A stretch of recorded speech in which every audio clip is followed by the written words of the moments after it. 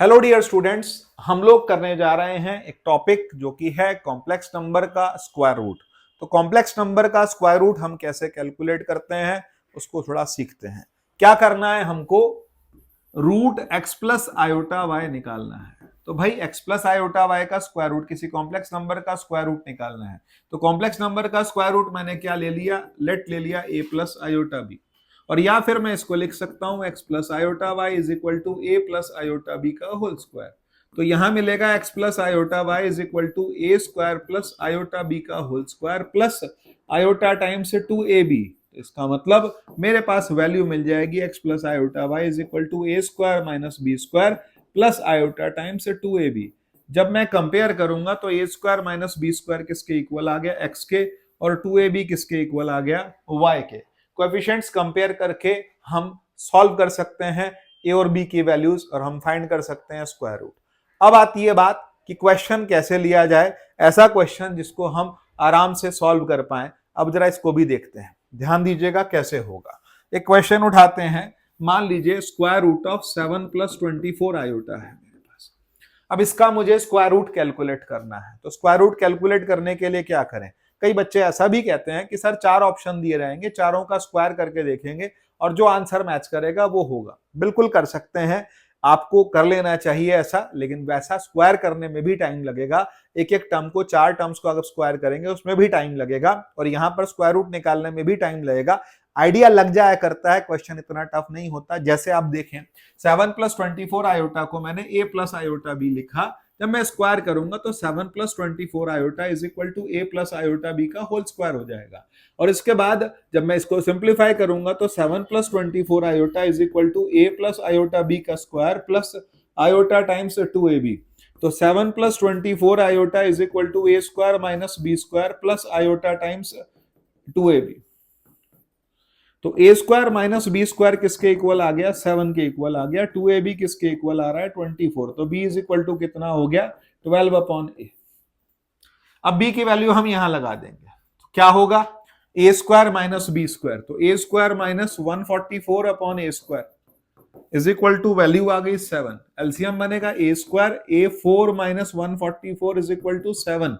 तो a 4 minus 7 a square minus 144 is equal to 0। अब क्या करा जाए, 144 के ऐसे फैक्टर जिससे 7 आ जाए, 16 इंटू 9, 16 9 144 होता है। A 4 minus 16 a square plus 9 a square minus 144 is equal to 0। A square common, यहाँ ए 4 हो जाएगा, a square common, a square minus 16 plus 9 कॉमन, ए स्क्वायर माइनस यहाँ कितना आएगा 16,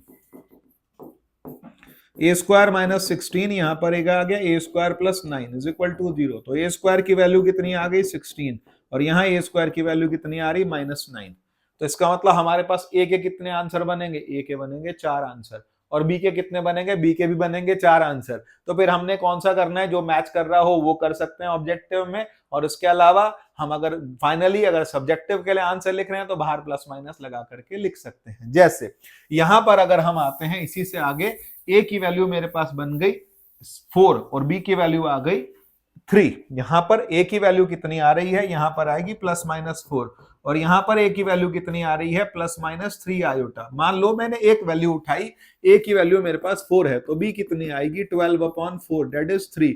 तो इसका आंसर आ गया 4 प्लस 3 आयोटा, और उसके बाहर प्लस माइनस लगा सकते हैं। ऐसा आंसर भी दिया जा सकता है, अदरवाइज आप अपने ऑप्शन से भी देख सकते हैं कि क्या आंसर दिया हुआ है।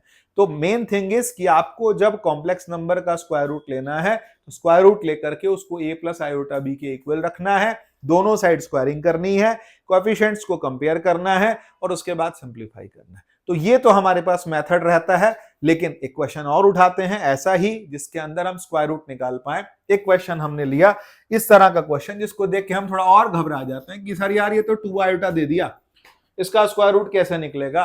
अब 2 आयोटा का स्क्वायर रूट निकालने के लिए मैं क्या करूंगा, मैंने इसको फिर a प्लस आयोटा बी ले लिया और स्क्वायरिंग बोथ साइड्स की। तो 2 iota is equal to a square plus iota b का square plus iota times 2ab।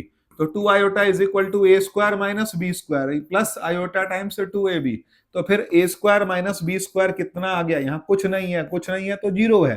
तो ए स्क्वायर का वैल्यू किसके इक्वल आ गया, बी के, और ए किसके इक्वल आ गया, बी के। और 2ab किसके इक्वल आ रहा है 2 के, तो b किसके इक्वल आ गया 1/a के। इसका मतलब क्या हुआ, इसका मतलब यह है कि a और b इक्वल हैं, तो a is equal to 1/a, तो a square is equal to 1, a is equal to plus minus 1, b is equal to plus minus 1। तो वैल्यू आ जाती है प्लस माइनस 1 प्लस 1 आयोटा। ये हमारे पास आंसर हो गया। तो इस तरह से आप स्क्वायर रूट निकाल पाएंगे किसी भी कॉम्प्लेक्स नंबर का। इससे अगली क्लास में हम क्यूब रूट करेंगे और आर्गन प्लेन करेंगे। सी यू, थैंक यू।